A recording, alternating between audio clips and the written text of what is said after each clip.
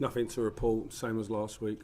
Pembele hadn't played much football, so we sent him to play with the under-23s. He got an assist. Mayenda scored 2 goals, and you've seen the sort of the brightness of that and what that's given those two. So that's the reason they didn't travel. Burstow's working ever so hard every day in training. Rusin the same. I've been pleased with Rusin since I've come into the club. He's played more, obviously, of late with me being here than maybe previous, and he's got a goal and he works hard for the team. It's overlooked, really. We lost Niall Huggins in my very first game, and he was an important player for us in the first part of the season.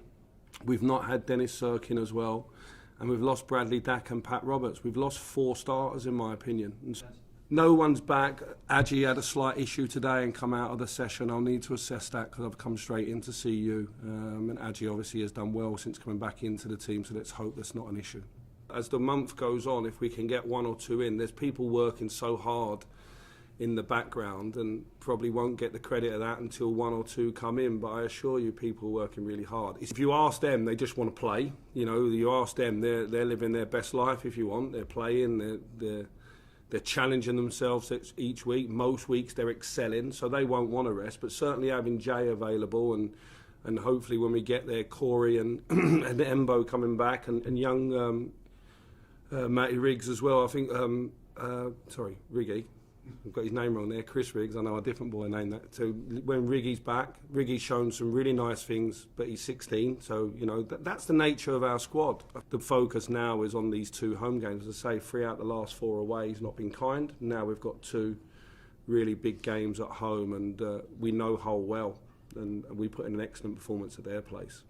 Well, it was a tight game away from home against a team that's lost the least games in the league. I think we conceded with 15 minutes to go, but it's fair to say before that we had the biggest chance of the half, and even after that we have a chance where 1 or 2 players get in each other's way. So it's disappointing to come back from that.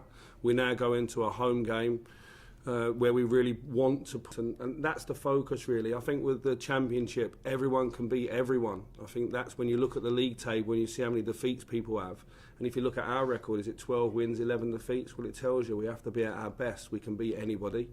We beat a lot of the teams around us, Hull just previously, who are neck and neck with us really in the league and pushing for the same ambition. So what we can't do is dwell on a result. We have to just go into the next one.